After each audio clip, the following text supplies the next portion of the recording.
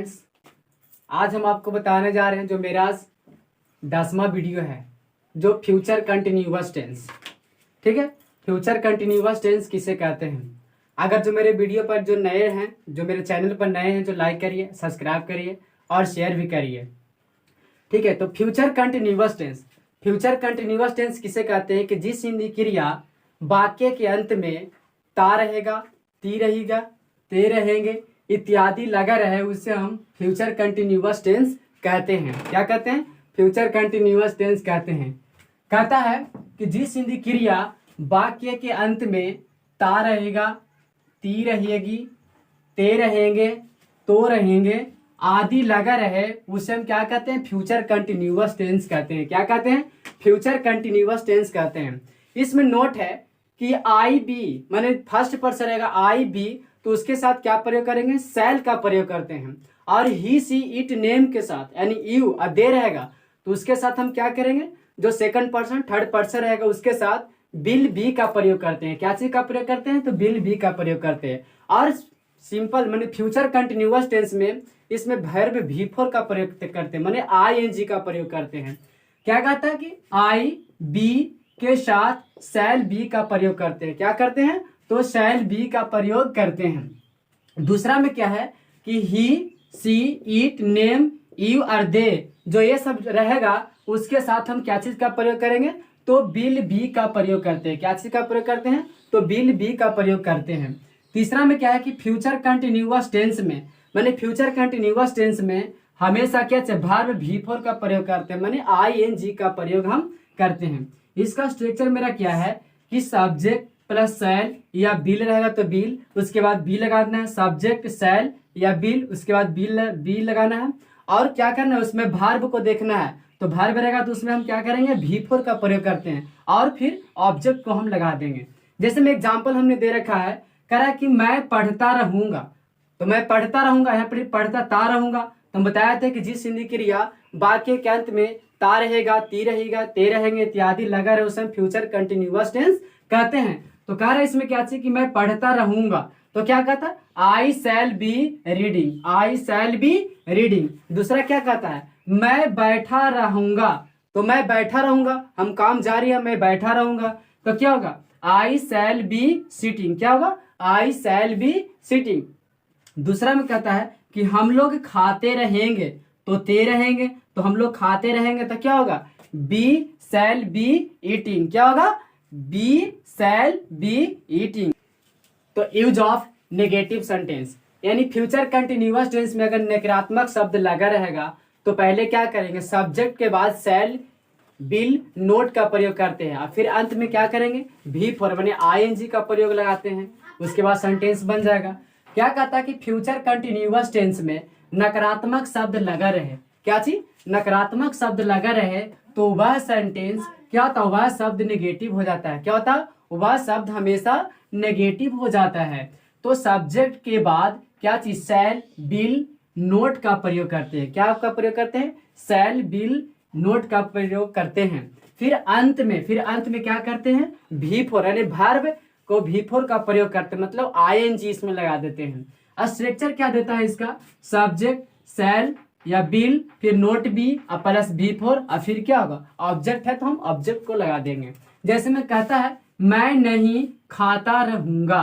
क्या है? मैं नहीं खाता रहूंगा, तो इसमें नकारात्मक शब्द नहीं है, तो मैं नहीं खाता रहूंगा, तो क्या होगा? आई शैल नॉट बी ईटिंग। क्या होगा? आई शैल नॉट बी ईटिंग। दूसरा कहता है कि तुम नहीं पढ़ते रहोगे, तुम नहीं पढ़ते रहोगे, तो you will not be reading. क्या होता है? You will not be reading. Third में क्या है? थर्ड में मेरा कहता है कि वह नहीं खेलता रहेगा, तो मेरा नेगेटिव सेंटेंस यहाँ, तो वह नहीं खेलता रहेगा, तो क्या होगा? He will not be playing. क्या होगा? He will not be playing. तो यूज ऑफ इंट्रोगेटिव सेंटेंस यानी फ्यूचर कंटिन्यूअस टेंस में अगर प्रश्नवाचक चिन्ह लगा रहे माने क्वेश्चन मार्क रहेगा, तो उसको हम कैसे बना सकते हैं? तो बहुत सिंपल सा तरीका है। करा यूज ऑफ इंट्रोगेटिव सेंटेंस, करा फ्यूचर कंटिन्यूअस टेंस में क्या कहता है कि फ्यूचर कंटिन्यूअस टेंस में प्रश्नवाचक चिन्ह लगा रहे, मतलब क्वेश्चन मार्क लगा रहे तो सब्जेक्ट के पहले क्या करेंगे, पहले हम सब्जेक्ट देखेंगे और सब्जेक्ट के बाद हम क्या करेंगे, शैल या बिल का प्रयोग करते हैं। क्या चीज का प्रयोग करेंगे, शैल या बिल का प्रयोग हम करते हैं, शैल या बिल का प्रयोग करते हैं। फिर सब्जेक्ट को चुन लेंगे, जो सब्जेक्ट रहेगा उसको हम देख लेंगे, मैंने सब्जेक्ट हम चुन लेते हैं। और सब्जेक्ट के बाद हमें क्या करना है, सब्जेक्ट के बाद बी कॉमा वर्ब V4 का प्रयोग करते हैं, मैंने ING का प्रयोग करते हैं, ठीक है, वर्ब V4 का प्रयोग करते हैं। और अंत में क्या करते हैं हम, और अंत में हम प्रश्नवाचक चिन्ह लगा देते हैं, मतलब क्वेश्चन मार्क को हम लगा देते हैं अंत में, है ना। इसका स्ट्रक्चर क्या होता है कि shall will plus subject be plus V4 plus object और फिर क्या है क्वेश्चन मार्क को हम लगा देंगे।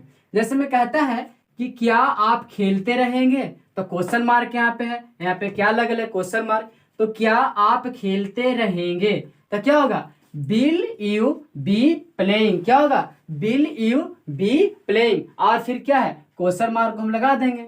अधिकतर लोग छोड़ देते हैं, लेकिन यहाँ पे क्वेश्चन मार्क हमको पूछ रहा था, क्वेश्चन मार्क हम लगाएंगे।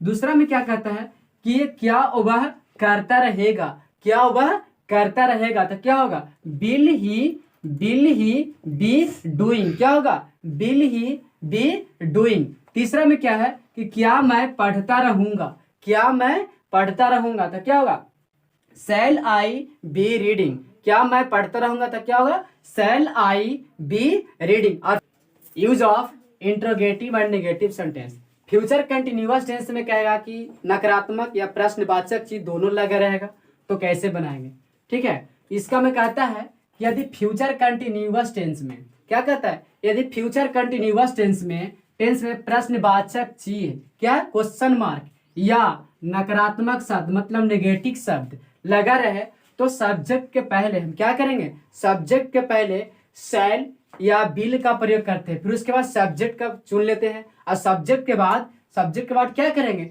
नोट बी का प्रयोग करेंगे और फिर वर्ब V4 का प्रयोग करेंगे। उसके बाद क्वेश्चन मार्क रहेगा तो क्वेश्चन मार्क लगा देंगे। तो क्या कहता है कि सब्जेक्ट के पहले शैल